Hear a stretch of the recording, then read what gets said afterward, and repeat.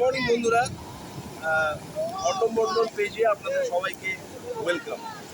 আজকে আমরা গঙ্গাসাগর আছি, দেখতেই পাচ্ছি সামনে সমুদ্র। বাকি ওদিকে সমুদ্রটা একটা পুরো প্যানোরামা করে দেখিয়ে দাও।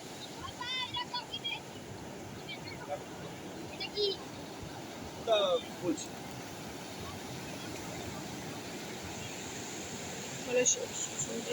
বন্ধুরা, আজকে 24শে অগস্ট 2024 সাল, শনিবার। আজকে আমরা গঙ্গাসাগরে আছি। তো আপনাদের বন্ধুরা বলছিলাম যে বর্ষাকালে সমুদ্র কীরকম হয় সেটা এক্সপ্লোর করতে। এই গঙ্গাসাগরে আমরা কিন্তু এর আগে শীতকালেও এসেছি অনেকবার। এই শীতকালের সমুদ্র আর আজকের সমুদ্র মেলাতে পারছি না বন্ধুরা কিন্তু। আর দেখতে পাচ্ছি পুরো বিচটা একদম ফাঁকা, শুধু আমরাই রয়েছি। আর আমরা বর্তমানে এখন গঙ্গাসাগরের 1 নম্বর ঘাটে, শঙ্করাচার্য যে 1 নম্বর রাস্তা, সেই 1 নম্বর রাস্তার উপর 1 নম্বর ঘাটের কাছেই কিন্তু আমরা দাঁড়িয়ে আছি। এরপরে 2 নম্বর, তারপরে 3 নম্বর, 4 নম্বর, 5 নম্বর, 6 নম্বর। আর 2 নম্বর ঘাটটাই হচ্ছে কপিলমুনি আশ্রমের ঘাট। তো যাই হোক বন্ধুরা, এবারে যখন স্নান করবো তখন তো আর আপনাদেরকে আর কোনো রকম কথা হবে না।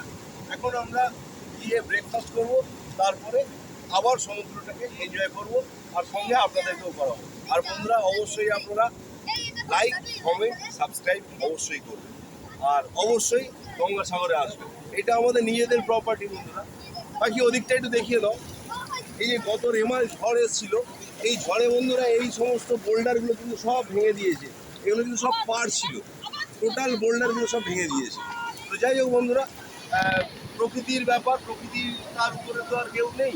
তো সে তার মতন গতিতে চলো, আর আমরা তার প্রাকৃতিক সময়টাকে শুধু আমরা এনজয় করবো, ব্যাস এটুকুই বলার। তো ঠিক আছে বন্ধুরা, ওকে বাই, আবার পরে দেখা হবে। একটু ঢেউগুলো একটু দেখিয়ে দিতে পারছে, দেখছে তো চারদিকে।